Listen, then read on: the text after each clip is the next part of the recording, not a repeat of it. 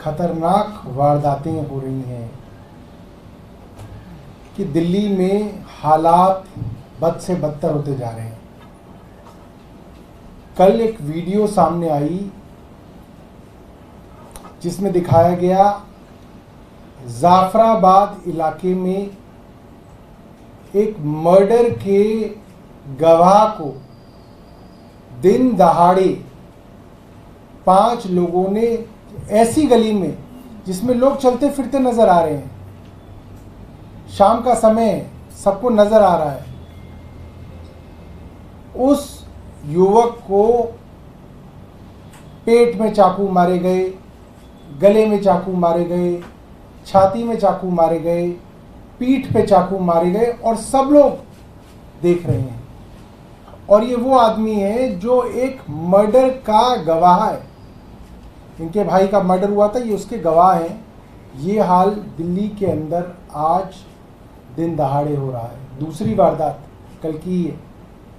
तिलक नगर के अंदर एक कार शोरूम से फिरौती के लिए 5 करोड़ रुपए मांगे जाते हैं और शोरूम के बाहर 5 राउंड फायरिंग की जाती है।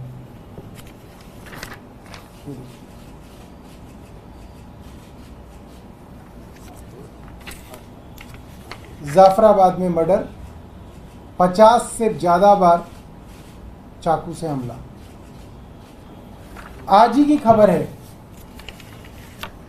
दिन में सीमा सुरक्षा बल के कांस्टेबल की हत्या गला रेत के एक ऑटो ड्राइवर कर देता। और क्या मामला है? ऑटो के किराए के ऊपर कहासुनी हो रही है और सीमा सुरक्षा बल के जवान को ऑटो वाला अपनी ऑटो से चाकू निकाल के निकालता है और आर के पुरम में, एक वीआईपी इलाका है दिल्ली का, आर के पुरम में उसकी हत्या कर दी जाती है। जब तक एम्स पहुंचता है, एम्स मात्र 1-1.5 किलोमीटर दूर है आर के पुरम से, तब तक जो है उसकी मृत्यु हो जाती है।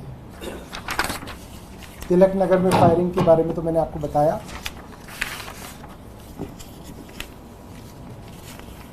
आज ही की खबर है, हत्या करके शव को नहर में फेंका, दिल्ली की खबर है।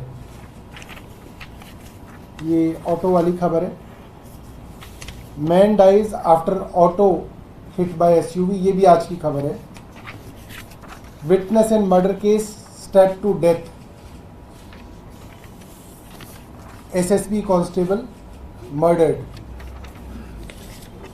पिछले कुछ महीनों से देखा जा रहा है कि ये दिल्ली की जो सुरक्षा व्यवस्था है वो लगभग चौपट हो गई है। एनसीआरबी का डेटा अगर हम देखें, क्योंकि आंकड़ों की बात करनी होती है, तो दिल्ली के अंदर हाईएस्ट क्राइम रेट है इस वक्त। आप कह सकते हैं 1 लाख की आबादी पे दिल्ली में 1832 क्राइम्स हो रहे हैं, जो देश की एवरेज से 7 गुना ज़्यादा है। दिल्ली की एवरेज नंबर ऑफ क्राइम्स पर लाख पॉपुलेशन, और हर रोज 1179 क्रिमिनल केस रजिस्टर हो रहे हैं दिल्ली के अंदर। चार्जशीट का जहां तक सवाल है कि अगर मुकदमा दर्ज होता है तो चार्जशीट करके वो मामला कोर्ट में जाता है, मात्र 30% केसेस ही चार्जशीट में जा रहे हैं। इसका मतलब साफ है, जब मुकदमे दर्ज होते हैं आप उनमें इन्वेस्टिगेशन करके कोर्ट तक पहुंचाते ही नहीं है तो किसी को सजा क्या मिलेगी, किसी को न्याय क्या मिलेगा? और क्राइम और बढ़ेगा, जो अपराधी हैं उनके हौसले और बढ़ेंगे। ये सीधे सीधे उपराज्यपाल विनय कुमार सक्सेना की इनएफिशिएंसी, इसे हिंदी में निकम्मापन कहते हैं, एक इनएफिशिएंट लेफ्टिनेंट गवर्नर साफ नजर आ रहे हैं कि जो काम उनका है, उनके पास 2 ही काम है, एक पुलिस, एक डीडीए। और पुलिस को उन्होंने चौपट कर दिया। वो एक स्कूल के प्रिंसिपल की तरह चिट्ठियां तो मंत्रियों को खूब लिखते हैं, खूब उपदेश देते हैं, अपने गिराबान में झांक के नहीं देखते, आपके पास जो काम है वो क्या कर रहे हैं आप? हमारे यहाँ तो जो डिपार्टमेंट थे उनमें सारे अफसरों के ऊपर आपने कंट्रोल ले लिया। आप चुनी हुई सरकार को काम नहीं करने देते।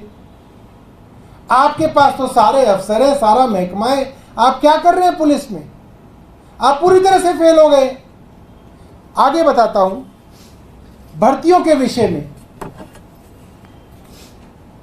2014 में जब ये केंद्र सरकार बनी थी तो दिल्ली पुलिस के अंदर करीब 5,500 रिक्तियां थी और ये रिक्तियां बढ़ के अब करीब 13,000 हो गई है। तो लोग ही नहीं है, पुलिस ही नहीं है, पुलिस के महकमे में लोग ही नहीं है, क्राइम कैसे कंट्रोल होगा? क्या किया एलजी साहब ने इतने दिनों में? हमें तो कुछ नहीं मालूम। ऊपर से केंद्र सरकार ने पिछले साल पुलिस का बजट 4.5% घटा दिया है। कुछ और आंकड़े आपके सामने रखता हूं। दिल्ली के अंदर क्राइम हाईएस्ट है, जैसा कि मैंने आपको बताया, और नेशनल एवरेज से 7 गुना है। नेशनल एवरेज है 1 लाख की आबादी पे 258.1 और दिल्ली के अंदर ये एवरेज है 1832 क्राइम्स पर लाख पॉपुलेशन, जो कि एवरेज नेशनल एवरेज है 258 क्राइम्स पर लाख पॉपुलेशन। इसका मतलब 7 गुना ज्यादा राष्ट्रीय औसत से ज्यादा क्राइम है। 30% मात्र केसों को चार्जशीट किया जा रहा है, जबकि देश में केरला जैसे राज्य हैं जहां पे 66% केसेस के अंदर चार्जशीट कर दी जाती है। क्राइम अगेंस्ट विमेन के बारे में एनसीबीआरबी का डेटा है, दिल्ली के अंदर पूरे देश के जो क्राइम अगेंस्ट विमेन है उसका 30% क्राइम सिर्फ और सिर्फ दिल्ली में हो रहा है। यानी कि 19 मेजर सिटीज जो बड़े शहर हैं दिल्ली देश के अंदर, उन शहरों का सबका क्राइम अगेंस्ट विमेन मिला लिया जाए तो उसका 30% सिर्फ और सिर्फ दिल्ली में हो रहा है। और पिछले 3 सालों से दिल्ली के अंदर क्राइम जो है हाईएस्ट चल रहा है। क्राइम अगेंस्ट विमेन मैंने आपको बताया, Delhi reported 14,466 victims of crime against women in India. और क्राइम अगेंस्ट विमेन इतना बड़ा होने के बावजूद एलजी साहब ने 2 काम किए जिससे उन्होंने हालत बद से बदतर कर दी। क्या की? सबसे पहले तो उन्होंने 8,000 के करीब बस मार्शल्स को निकाल दिया। जो महिलाओं के साथ छेड़छाड़ डीटीसी बसेस में होती थी, अक्सर बदतमीजी होती थी, उसके लिए दिल्ली सरकार ने बस मार्शल लगाए थे, जिनको बेबुनियाद तरीके से उनको बेरोजगार कर दिया। आज दिल्ली के 8,000 घर नहीं चल पा रहे, ऊपर से दिल्ली के अंदर महिलाओं को असुरक्षित कर दिया। दूसरा क्या काम किया?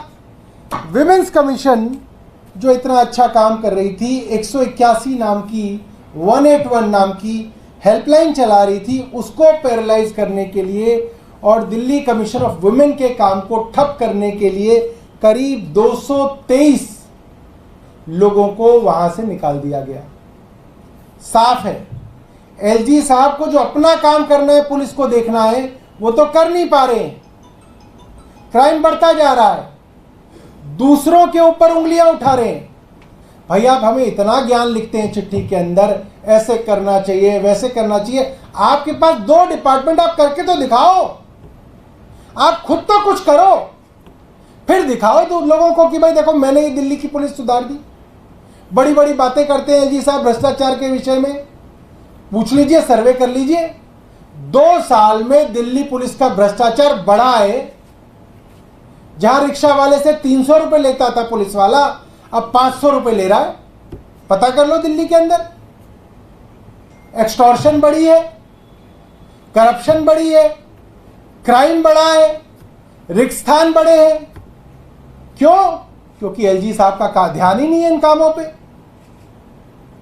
एलजी साहब बस चुनी हुई सरकार के काम रोकने के अंदर लगे हुए हैं। अपना काम कीजिए एलजी साहब, हमारा उनको निवेदन है कि कृपया करके अपना काम करिए और फिर दिखाइए दिल्ली वालों को कि भाई मैं अच्छा काम कर रहा हूँ, देखिए मैंने क्राइम में, लॉ एंड ऑर्डर में क्या काम किया। तो ये हमारा उनसे निवेदन है कि वे अपना काम करें और चुनी हुई सरकार के काम के अंदर टांग अड़ाना बंद करें। सर, एलजी ने एनआईए जांच की सिफारिश की है टेरर फंडिंग को लेकर, क्या कहेंगे सर?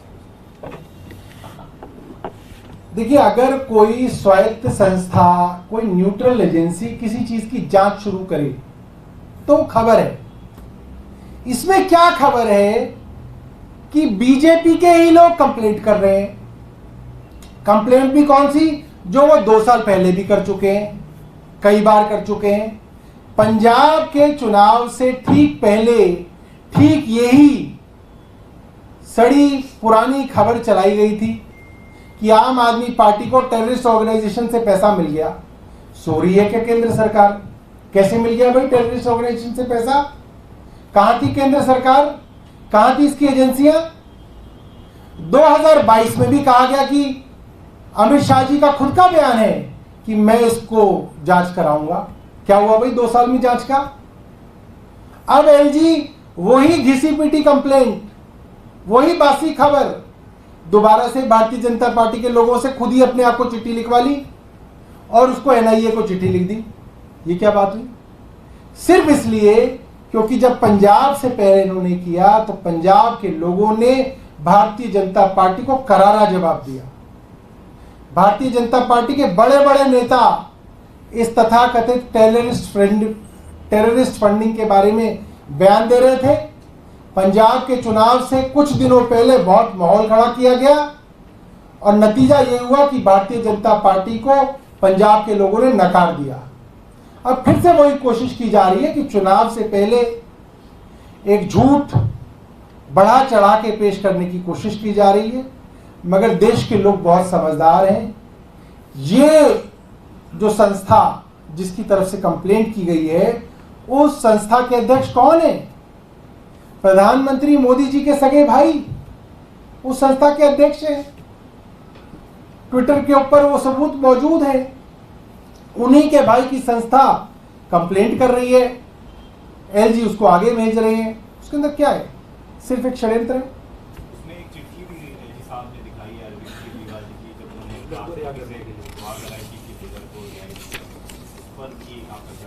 किसकी चिट्ठी है? अरविंद केजरीवाल की चिट्ठी है राष्ट्रपति को, जिसमें गुर्जर की रिहाई की मांग करते हुए। तो उससे इसका क्या लेना देना? मैं ये समझता हूं कि भारतीय जनता पार्टी के सहयोगी कौन है, कौन लोग हैं जो भारतीय जनता पार्टी को उनकी चुनाव में मदद के लिए अवतरित होते हैं? कौन है? सुकेश चंद्रशेखर, ये भारतीय जनता पार्टी की मदद करने चुनावों के अंदर उतरते हैं। कौन है सुकेश चंद्रशेखर? एक ऐसे कॉनमैन जिन्होंने होम मिनिस्टर अमित शाह जी के नाम पे रेमबेक्सी के मालिकों की पत्नियों से 200 करोड़ रुपए एक्सटॉर्शन किया था। 200 करोड़ रुपए, यह प्रमाणित है। उन्होंने लॉ मिनिस्टर और होम मिनिस्टर के ऑफिस के नाम से जेल में से फोन किया था सुकेश चंद्रशेखर ने, और इन दोनों उद्योगपतियों की पत्नियों ने 200 करोड़ रुपए दिए थे। उसके कहने पे एलजी साहब सीबीआई जांच करते हैं। तो ये भारतीय जनता पार्टी के सहयोगी नंबर 1 है सुकेश चंद्रशेखर। दूसरा सहयोगी कौन है? एक एक्सट्रीमिस्ट पन्नू, जो एक्सट्रीमिस्ट है सब लोग जानते हैं। वो भारतीय जनता पार्टी के सबसे बड़े सपोर्टर हैं आज। वो भारतीय जनता पार्टी के गवाह बन गए हैं आज। वो भारतीय जनता पार्टी की मदद के लिए उतर गई। ये रिश्ता क्या कहलाता है? मैं तो हैरान हूं। सारे इस तरीके के लोग भारतीय जनता पार्टी की मदद क्यों करते हैं? क्यों इनके चुनाव में मदद करने के लिए उतरते हैं? ये तो लोगों को समझना पड़ेगा। लोग समझ रहे हैं इस चीज को। अगर कोई एक्सट्रीमिस्ट हमें गाली दे रहा है, अगर कोई सुकेश चंद्रशेखर हमें गाली दे रहा है, ये तो हमारे लिए बड़ी अच्छी बात है कि वो लोग हमसे चिढ़ते हैं क्योंकि हम लोग उनके साथ नहीं है। मगर किसका साथ दे रहे हैं सुकेश चंद्रशेखर? भारतीय जनता पार्टी का। किसका साथ दे रहे हैं पन्नू जो एक्सट्रीमिस्ट है? भारतीय जनता पार्टी का। तो साफ दिख रहा है कौन किस तरफ खड़ा है, कौन लाइन के इस तरफ खड़ा है, कौन लाइन के इस तरफ खड़ा है। सर, आज सुप्रीम कोर्ट में भी मामले की सुनवाई चल रही है, क्या उम्मीद लग रही है कि राहत मिलेगी, अंतरिम राहत मिलेगी सीएम केजरीवाल को? देखिए अभी तो जो कोर्ट का फैसला आएगा उसके बाद ही रखेंगे। उम्मीद तो देखो हर आदमी अपने लिए उम्मीद ही करता है। कांग्रेस अध्यक्ष मल्लिकार्जुन खड़गे ने सभी अपने जो तमाम विपक्षी दल के नेता हैं उनको चिट्ठी लिखी है और उन्होंने सवाल उठाए हैं चुनाव आयोग के कामकाज को लेकर। एक बड़ा सवाल डेटा को लेकर भी है। वो कह रहे हैं कि जिस दिन वोटिंग होती है उसी दिन एक डेटा आ जाना चाहिए, 2 दिन बाद कुछ और डेटा आता है, 5 दिन बाद कुछ और डेटा आता है। देखिए एक बड़ा पुराना सिद्धांत है जस्टिस का, न्याय का, पूरी दुनिया में जाना जाता है। Justice should not be just done, it should appear to be done. Justice should not be delivered, it should appear to be delivered. न्याय काम कर रहा है ये बहुत जरूरी नहीं है, इससे ज्यादा जरूरी है ये लोगों को दिखना चाहिए कि न्याय से काम हो रहा है। मैं जब चीफ इलेक्शन कमिश्नर साहब और उनके साथ इलेक्शन कमिश्नर से मिला, मेरा फर्स्ट हैंड एक्सपीरियंस है वे लोग कंप्लेंट्स के ऊपर उन्होंने क्या कार्रवाई की ये बताने के लिए भी उनके अंदर इसको लेके घमंड है। हम बाध्य नहीं है कि आपको बताएं, तो ये संभव ही नहीं है। आप एक बात बताइए, चुनाव आयोग से आप क्यों मिलेंगे? चुनाव आयोग से आपने चिट्ठी लिख दी, कंप्लेंट कर दी, रिमाइंडर दे दिया, मगर कार्रवाई नहीं हुई, तब आप उनसे मिलते हो। जब आप उनसे मिल रहे हो तो वो कह रहे क्या कार्रवाई हुई क्या नहीं हुई ये हम नहीं बताएंगे, ये हम बताने के लिए बाध्य नहीं है। कब कार्रवाई करेंगे ये भी बताने के लिए बाध्य नहीं है। अभी करेंगे, चुनाव के बाद करेंगे, ये भी नहीं बताएंगे। तो वो लोग तो ब्लेटेंटली ये बात कह रहे हैं कि तुम्हें जो करना है कर लो, हमें जो करना है हम वो करेंगे। इस तरीके का बिहेवियर जो मैंने खुद साक्षात देखा है, मुझे उनसे कोई उम्मीद नहीं है। मुझे लगता है कि वो जिनके द्वारा बनाए गए हैं, जिनके द्वारा इस पोस्ट पे बिठाए गए हैं, उनकी पूरी लॉयल्टी, एलिजियंस उनके प्रति है। उनकी मतलब कि उनसे ये उम्मीद करना कि वो टीएन सेशन साहब जैसे इलेक्शन कमीशन बना देंगे और उसमें बहुत न्याय हो जाएगा, मुझे तो व्यक्तिगत तौर पे कोई उम्मीद नहीं है। और मैंने उस दिन भी इलेक्शन कमीशन को कहा था कि अगर आप वीडियो रिकॉर्डिंग करते हो, ऑडियो रिकॉर्डिंग करते हो, तो लगाइए ना, देश को दिखाइए कि आपने क्या बर्ताव किया था आम आदमी पार्टी के रिप्रेजेंटेटिव्स के साथ, कैसे आपने सवालों का जवाब दिया था, तो बताएं। लोगों को पता चल जाएगा कि किस तरीके के लोग जो है आज इलेक्शन कमीशन में बैठे हुए हैं।